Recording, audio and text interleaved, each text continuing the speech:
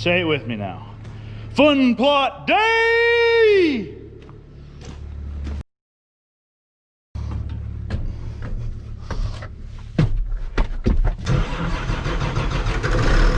What is the fun plot? Well, the fun plot for me is that like acre-ish that I've got set aside that I just run little fun experiments in. And today we are going to plant it. We'll go over what we're going to plant, how we're going to plant it, and maybe some of the knowledge that we hope to gain from this little experiment that I do. And yes, we need a 24-row corn planter to plant a 1/10 of an acre.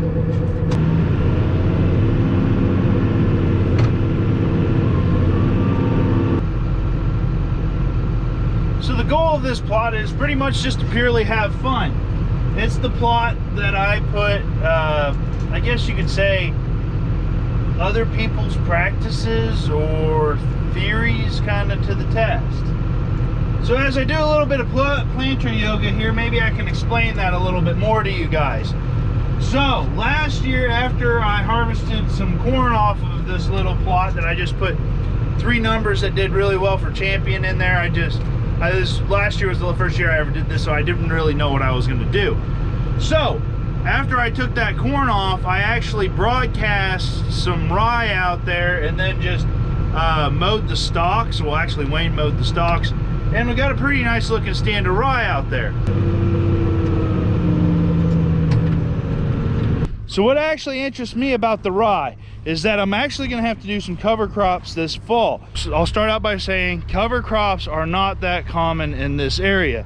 Our time in between harvest and frost, or freeze up actually, is a really short window.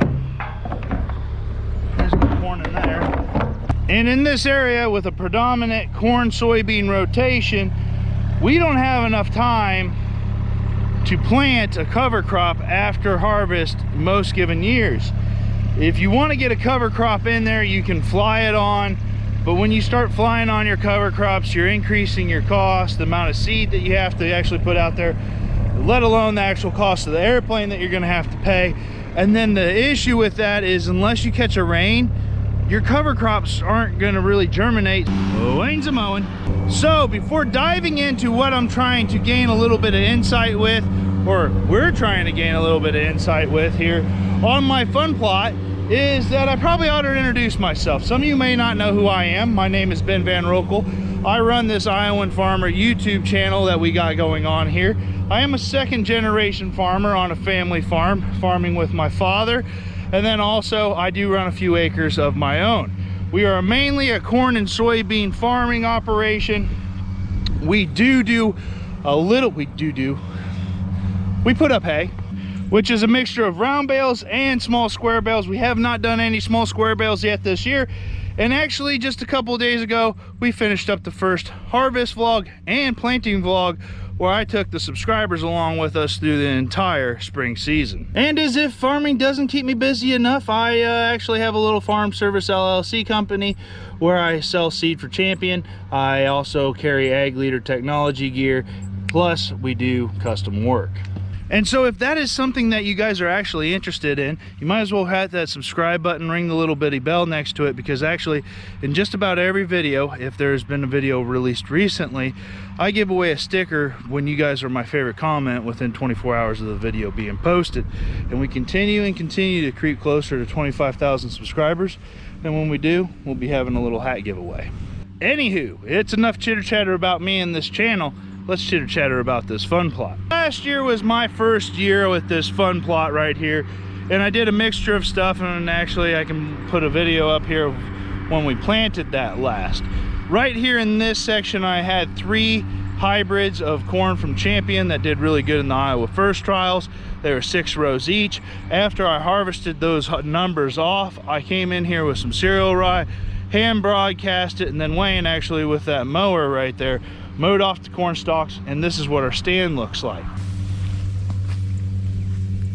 For reference, I am about 6'2"-ish, give or take.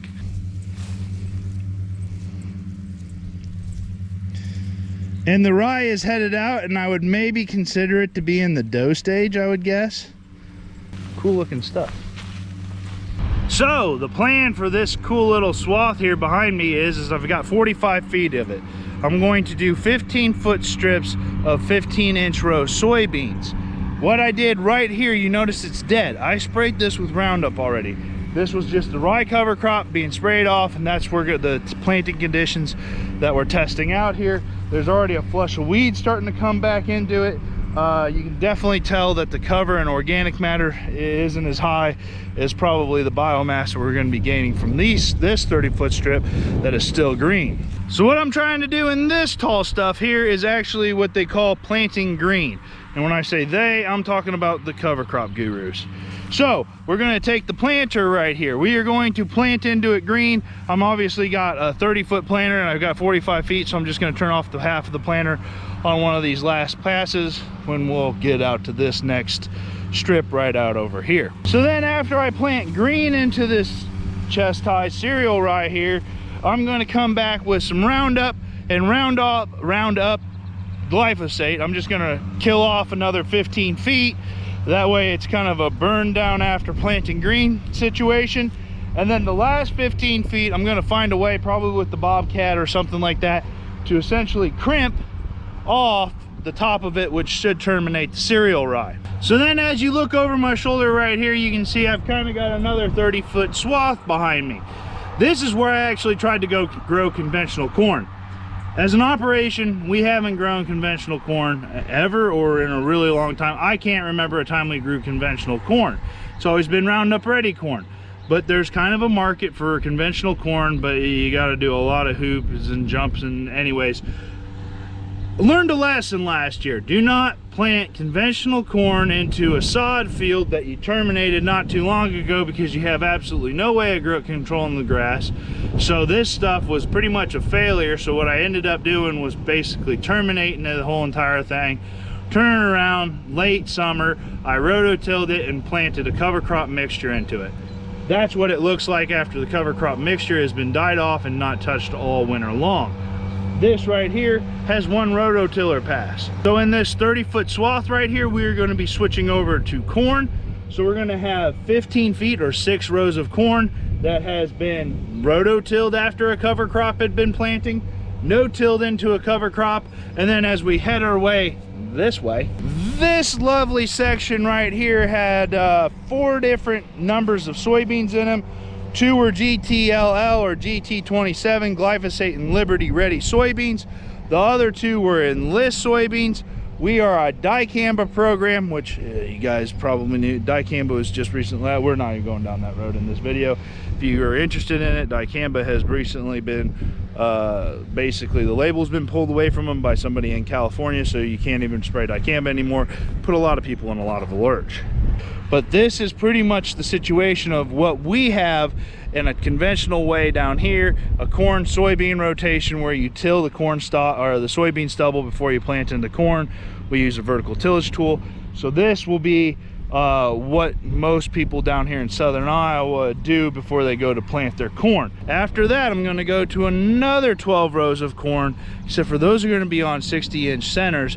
And why I'm doing that is where the fun begins. This might be for the cattle guys, where I'm going to try and put a cover crop in between the 60-inch row corn with a population. I've kind of narrowed in on about 28,000 is where my population is going to be for that.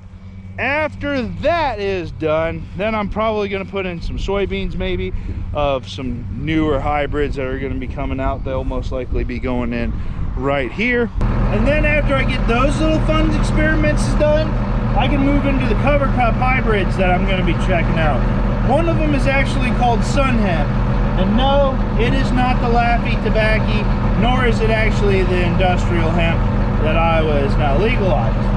Would I be interested in doing industrial hemp?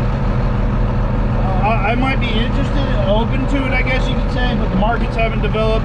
But if you know there is somebody out there in the YouTube world that might be interested in trying to work with me on maybe doing a few acres of industrial hemp next year, that's maybe something that I'm open to.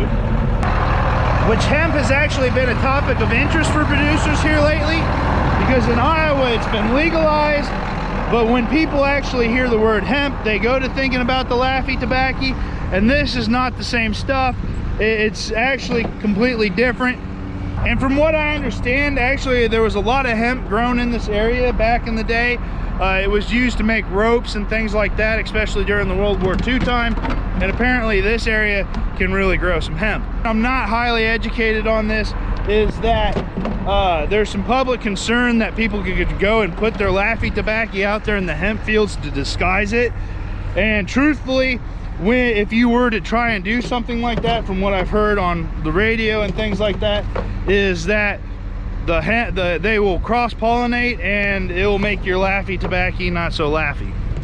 But anyways, neither of those two are actually what we are putting into this plot here this year. This stuff is called Sunn hemp. It's supposed to fix nitrogen within like 60 days. Like supposedly can fix up to 100 pounds of nitrogen within 60 days of growing. So we're going to check that out a little bit, something interesting to see. And then on top of that, I'm actually going to be putting some sunflowers in there. I've never grown sunflowers. That might be something that I might want to do. I mowed off the crimson clover. I think I'm going to let that one ride for a little while. The last thing that I might go to put in there is possibly I'm going to put, I actually no-till in some grain sorghum here next week. So I might put some of that in there as well, just to look at, because I think sorghum's kind of cool looking.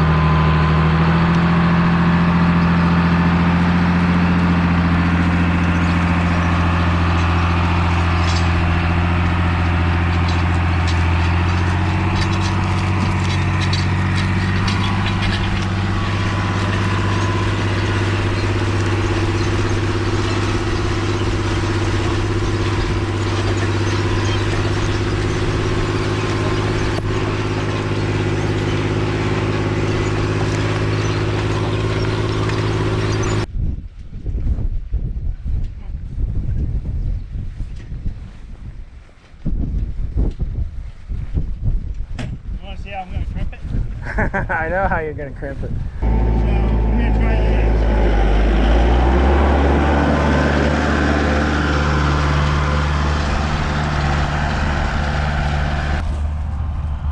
Huh? Looking for a rock? Looking for a rock?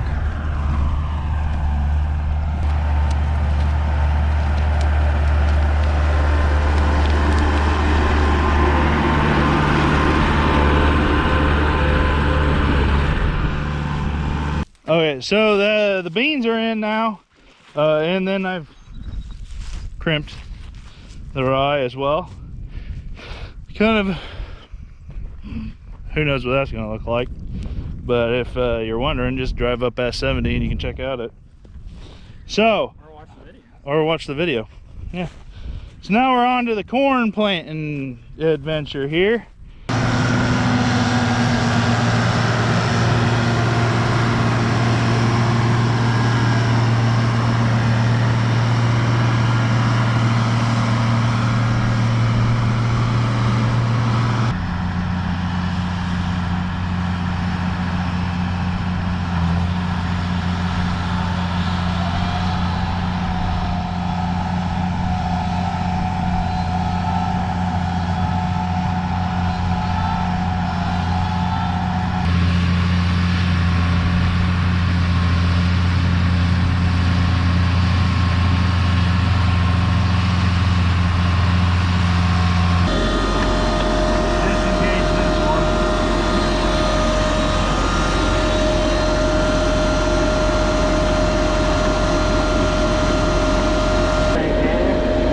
Because at half, I needed to double it.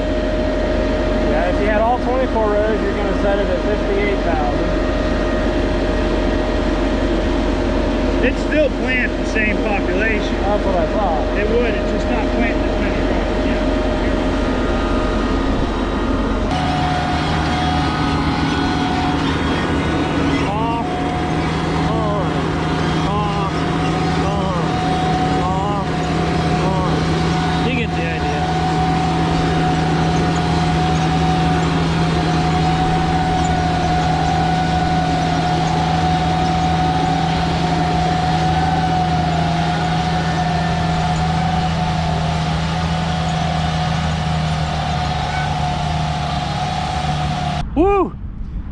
Well, that worked, but man, let me tell you what, that put that corn in there close together.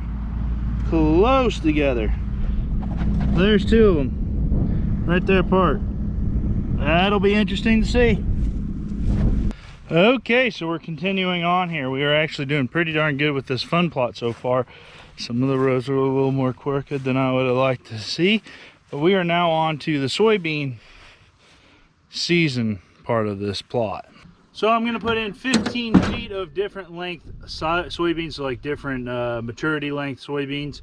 We are going to go with, hold on, I think the 3.0 is my lowest in this one, and then I go all the way up to 4.0.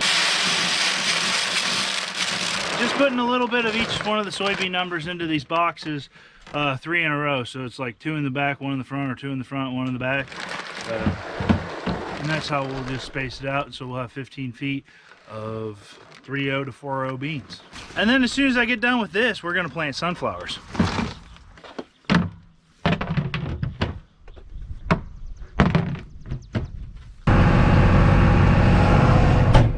So the challenge that I think I'm gonna have when I go to plant this, like the sunflowers and all those other seeds, and I think you guys got a smudge, hold on, is that I gotta get an accurate way to kind of seed it out. So I either gotta like find a scale, or I gotta know how big of a, basically in acres, and then I can figure out how much seed I need to actually put down. That way I don't like way overseed it, and I can get an accurate representation of what it would look like if you were to seed a certain rate in the field. How I'm gonna do that, I gotta math it in my head.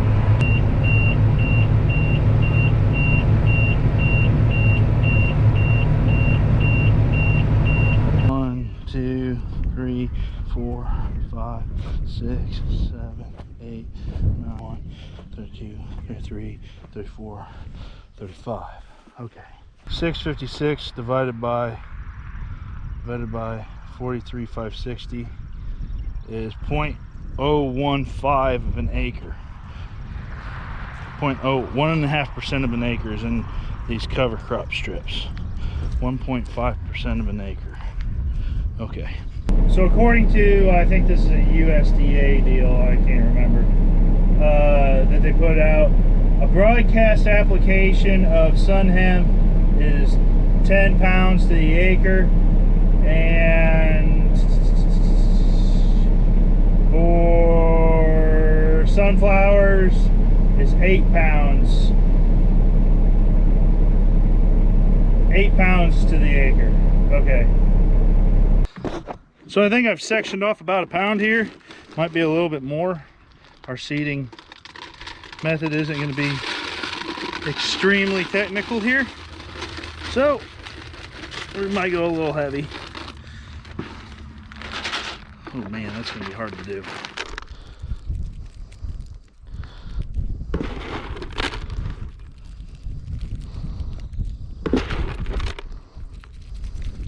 So supposedly when you actually plant sunflowers, you actually plant sunflowers. I am not gearing up for a 1.5% of an acre to plant sunflowers, so we're broadcasting them. It'll still be pretty cool looking. I think sunflowers are cool looking. Bugs are really going to like these sunflowers, I can tell you that.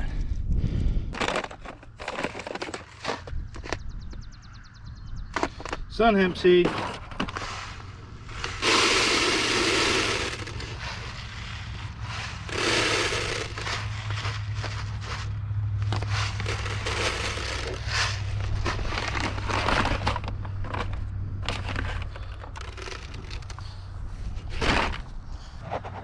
This is what the Sunn hemp seed looks like. Alright, same process with the Sunn hemp, just nice and easy, a little thin. Go up and down, if I can, try and make it up and down twice. So what's the guy do after he plants it? He gets on his BTO tiller back here and incorporates it into the ground. This thing hasn't been run worth a darn. It's got some fuel in it too. See how it does.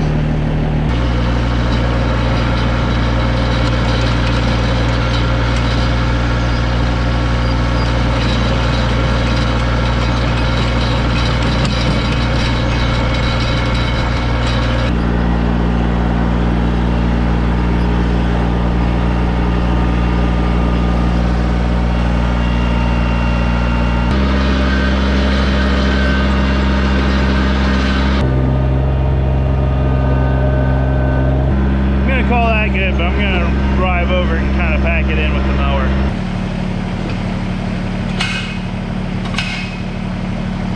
So the next thing on my to-do list that I need to move to the to-done list is I need to spray off the weeds. I've been debating in my head if I am going to spray off the crop, the cereal rye that we crimped, or leave it, and I kind of decided that I'll leave it. I can spray it later if I want to. And then after that, I need to spray on my nitrogen onto the corn. The corn needs nitrogen to grow. And I actually have some UAN, so I'm going to use this little 3-point sprayer that I use most of the time to keep the weeds out of the gravel and things like that, to spray on the Roundup, and then I'll just spray UAN over the top, and that will give the corn nitrogen for the year.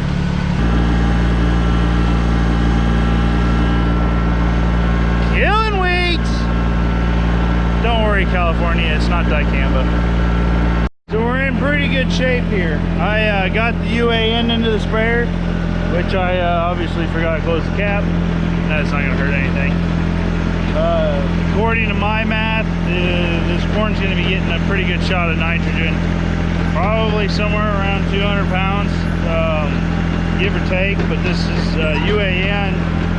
It was actually 32% that I overwintered. So I have no clue what that's going to do for things. But we'll find out. So you guys, let's feed the corn. Well, there we go, guys. The fun plot is planted. Other than the sorghum that I've got to plant, but I'll take care of that at the beginning of the week. I do want to take a chance though to thank you guys for sticking with us through the planting season that we just wrapped up at the end of last week, along with our first cutting of hay. The first cutting of hay isn't completely done yet. Oh, there's Bandit. But we are getting pretty darn close. We got some work that we got to do next week on it. But we've got a chance of rain coming in at the beginning of the week, and we're going to need that. So thank you also for hanging out with us through the first cutting of hay. But before I let you guys go, the tradition is for me to give away a sticker, and so it's probably time to give away a sticker. This sticker comes from the video where we worked on the Hy-Vee truck where the muffler rotted off and we had to replace the muffler. I'm going to give this sticker to Diana Jean. She says, "Great video, Ben. How in the world do you know how to do all the mechanical work?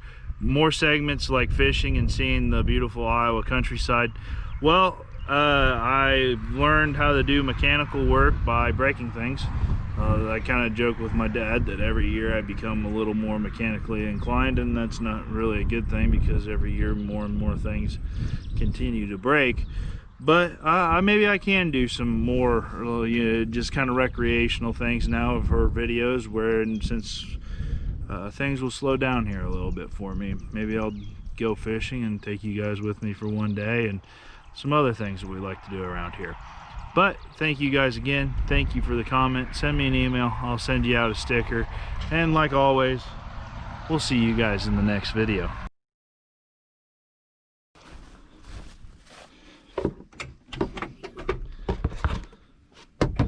Bye, trusty 2.5. I'll see you next year.